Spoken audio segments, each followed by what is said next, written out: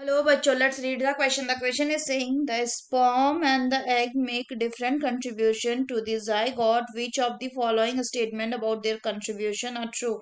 One में sperm contributes most of the mitochondria. Two में है egg contributes most of the cytoplasm. Three में है both sperm and egg contribute haploid nucleus. and fourth में है both sperm and egg contribute centriole.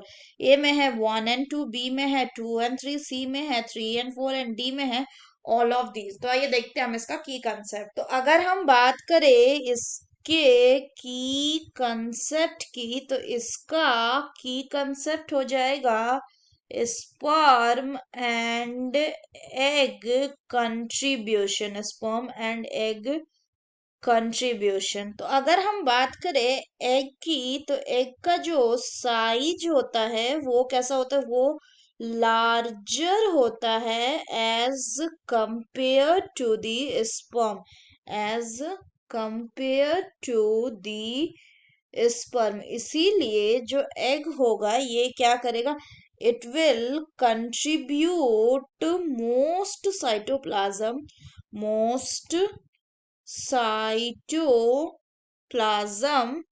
during fertilization, during the time of fertilization। while इसके अलावा ये क्या करेगा, ये अपने हेप्लॉइड न्यूक्लियस को भी देगा।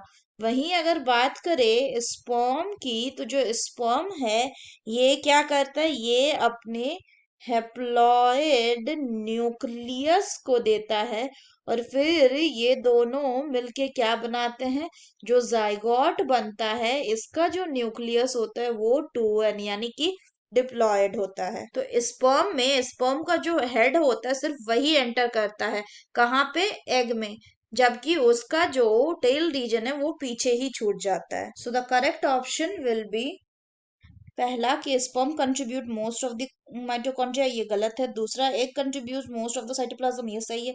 तीसरा है both sperm and egg contribute haploid nucleus, तो ये भी सही है।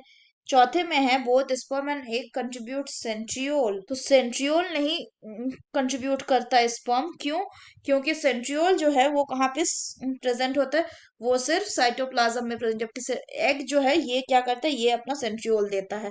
तो करेक्ट स्टेटमेंट कौन सा हो जाएगा, 2 and 3। So the correct option will be option B. So that's all for the question, बच्चों। Hope you understood it well. Best of luck.